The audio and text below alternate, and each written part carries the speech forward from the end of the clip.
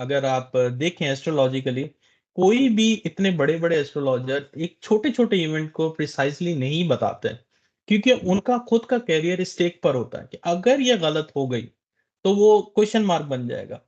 लेकिन मेरे दिल में ऐसा नहीं है, जो है वो ओपनली मैं बताता हूँ, जो गलत होती है वो भी बताता हूँ। तो अभी गंडापुर पे आते हैं, गंडापुर के आने वाले जो मुझे लग रहा है कि कम से कम 1 महीना दोनों बर्थ चार्ट टाइम से देख रहा हूँ, वो डिफ़िकल्ट है और बहुत डिफ़िकल्ट है। मे बी पॉसिबल कि केपीके में उनकी सीट चली जाए।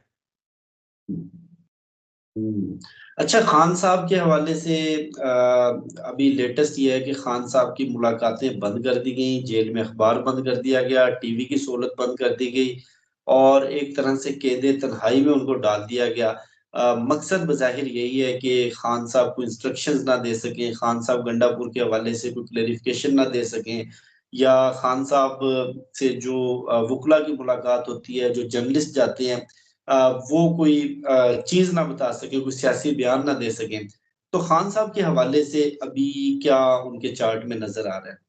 सर जो पॉलिटिकल तो मैंने आपको बताया मुझे इतना नहीं पता, लेकिन मुझे एस्ट्रोलॉजिकल ज़रूर पता है कि खान हम्म। साहब के लिए मैंने कहा था कि 2 दिन बड़े फ़ेवरेबल हैं, आपको याद होगा और उसको फ़ायदा भी हुआ खान साहब को।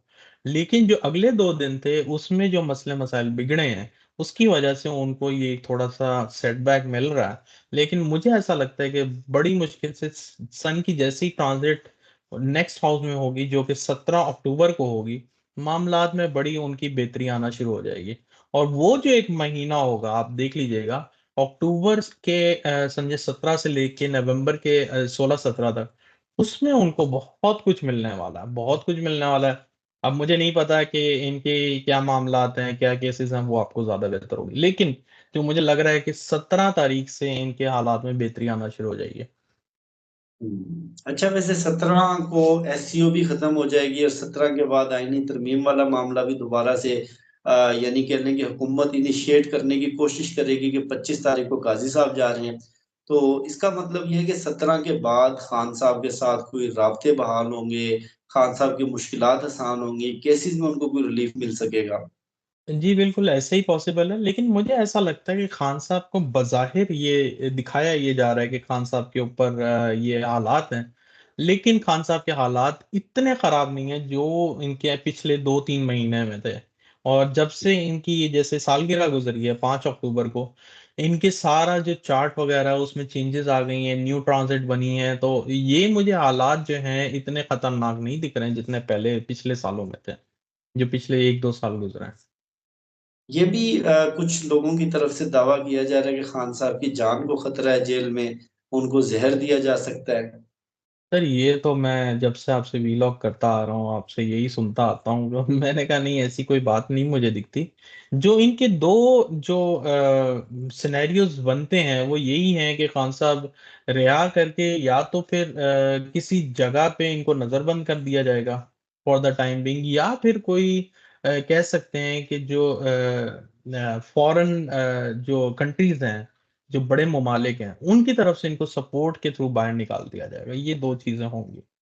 क्योंकि मैंने आपको कहा था कि अगर अवाम ने चार्ज उठा लिया, तो खान हम्म। साहब के रास्ते बड़े हमवार हैं।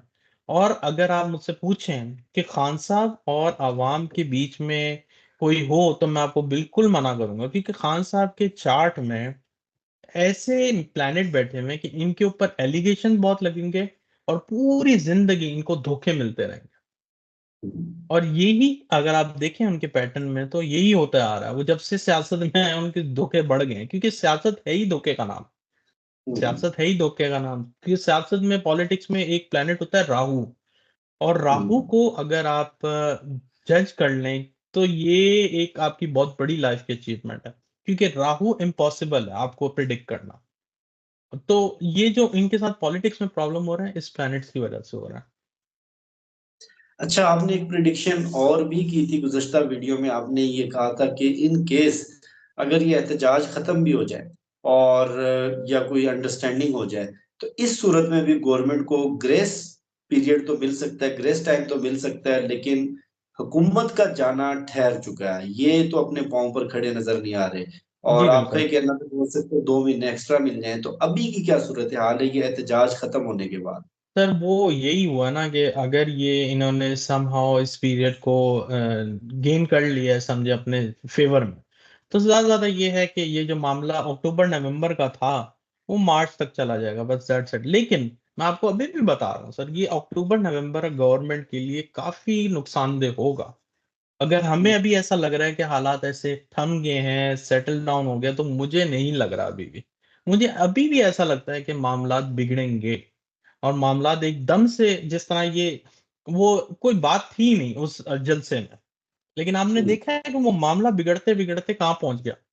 तो ये यूं हम्म। ही होगा कि ये जलूस जो है अब चलते रहेंगे। अगर ये ठंडे हो गए हैं, फॉर एग्जांपल पीटीआई एग्जांपल दे रहा हूं, तो कोई और पार्टी के बंदे कोई और तहरीक स्टार्ट कर लेंगे, वोकला तहरीक स्टार्ट कर लेंगे, तो ये चीजें मुझे अभी कमती हुई नहीं दिख रही हैं।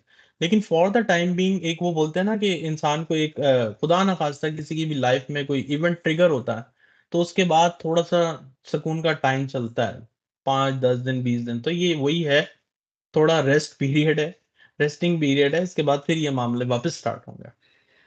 अच्छा, वुकला तहरीक से मुझे याद आ गया, आपने गुज़श्ता 3-4 वीडियोस में वुकला तहरीक की प्रिडिक्शन दी थी और मंडे के दिन की दी थी, और आपने कहा था पूरे मुल्क में मुझे वुकला नजर आ रहे हैं।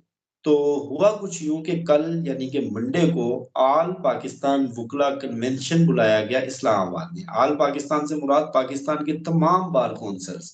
और गैर मुतवक्का तौर पर क्योंकि मैंने आपको बताया था Pakistan bar council, supreme court bar council, जो सबसे बड़ी बार हैं वुकला की, वो गवर्नमेंट की पॉकेट में है। इसके बावजूद वुकला की बहुत बड़ी तादाद, कम से कम 3 से 4 हजार वुकला वो इस्लामाबाद में जमा हुए, और उन्होंने आईनी तरमीम के खिलाफ, आईनी अदालत के खिलाफ और काजी फाइज ईसा के खिलाफ उन्होंने बड़ी सख्त तहरीर की। और उन्होंने अल्टीमेटम दिया है कि अगर आपने ये अटेम्प्ट करने की कोशिश की तो फिर पूरे पाकिस्तान से वुकला सड़कों पर आएंगे। तो अगर आपकी प्रेडिक्शन को पीटीआई के एहतजाज के साथ जोड़ा जाए, तो यानी प्रिडिक्शन या मंजरनामा कुछ इस तरह का बनता हुआ नजर आ रहा है कि पीटीआई अगर संडे का दिन निकाल लेती और जी मंडे वाले दिन तो वो बैठे रहते, तो ये वुकला भी इनके साथ अगर ज्वाइन कर लेते। बिल्कुल सर, वो वही मैंने किया था कि एक्चुअली उनको सपोर्ट नहीं मिली, अगर आप मुझसे सही पूछें। और जो उनका लीडर था वही गायब हो गया जिसके ऊपर दारोमदार था, तो फिर आप क्या उनसे एक्सपेक्ट कर सकते हैं। फिर भी उनकी बहादुरी को सलाम है सर, के साथ होता रहा है। और मैं आपको काफी दफा बोल चुका हूँ कि ये मामला इन्होंने नहीं बताए हैं, इनमें काफी कारकुन जख्मी भी हुए होंगे। और अल्लाह रहम करे, अल्लाह ना करे, काफी लोग जो हैं शहीद हुए होंगे डेफिनेटली। इन्होंने खबर नहीं दी है, क्योंकि ये खबरें अगर ये चलाएंगे तो इनके लिए तो वो समझे ना, अपने पैरों पे कुल्हाड़ी मारने वाली बात है। तो ये हालात सर, हुए हैं। अभी को पॉसिबिलिटी है कि आगे कुछ अगले चंद हफ्तों में कि दोबारा से ये स्पार्क हो, दोबारा से कोई पब्लिक मूवमेंट स्टार्ट हो? सर ये स्पार्क मैंने जैसे आपको बताया ना, जैसे ही ये ट्रांजिट होगा ना सन का आगे, और ये जो जुपिटर रेट्रोग्रेड पोजीशन में 12 तारीख से आएगा, तब से मामला जो है, आपको जो गवर्नमेंट को ग्रेस मिल रहा है, मैं आपको बार बार बोल रहा हूँ, वो ग्रेस मिलना बंद हो जाएगा। वहां से मामला बिगड़ेंगे, वहां से मामला ज्यादा बिगड़ेंगे। और जो ये लोग सोच रहे हैं, जो ये करना चाह रहे हैं, मैं आपको बता रहा हूँ बार बार, अगर फॉर इंस्टेंस ये आईनी तरमीम को किसी सूरत भी लेकर आते हैं, वैसे तो मुझे उम्मीद नहीं है, लेकिन फिर भी वही वाली बात है, 1% अगर हम इसको कैलकुलेट करें, तो उस सूरत में तो मुझे ये अक्टूबर नवंबर में इनके बहुत बुरे हालात दिखते हैं, कि पूरे मुल्क में बहुत खतरनाक हालात होंगे। और इसका अंदाजा लगाना भी मुश्किल है और बोलना भी गलत होगा, क्योंकि ये चीज एक इंतशार वाली बात है। मुझे ऐसा लगता है कि फिर तो अब दमादम मस्त कलंदर है, फिर और अल्फाज नहीं है मेरे पास। अच्छा सर, आपने एक और भी प्रिडिक्शन दी थी कि अगले 45 दिन तक जो पाकिस्तान की मिलिट्री स्टैब्लिशमेंट और पाकिस्तान की गवर्नमेंट है वो एक पेज पर नजर नहीं आ रही, इनमें डिस्टेंस होता हुआ नजर आ रहा है। तो अभी इतलात ये हैं कि गुज़श्ता जो आईनी तरमीम की अटेम्प्ट की उसमें नाकामी हुई, और ये जो एहतजाज रोकने में जो हुकूमत नाकाम हुई, उसके बाद स्टैब्लिशमेंट ने काफी ज्यादा खफगी का, नाराजगी का इजहार किया है। और ये भी इतलात है कि कहीं ना कहीं कोई तकसीम मौजूद है विद इन स्टैब्लिशमेंट और गवर्नमेंट और स्टैब्लिशमेंट के दरमियान।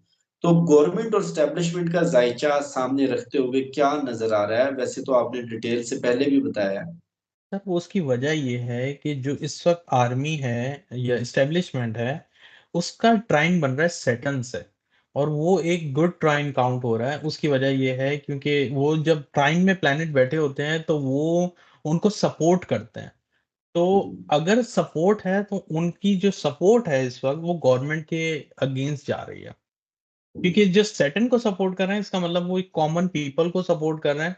बज़ाहिर मुझे पता है वो नहीं कर रहे होंगे, बट लेकिन वो ये सपोर्ट का मतलब ये नहीं है कि वो उनको हेल्प आउट कर रहे हैं। उनको कहने का मकसद ये है कि वो इस वक़्त गवर्नमेंट के अगेंस्ट में है डेफिनिटली, इन शॉर्ट में अगर आप मुझसे पूछें।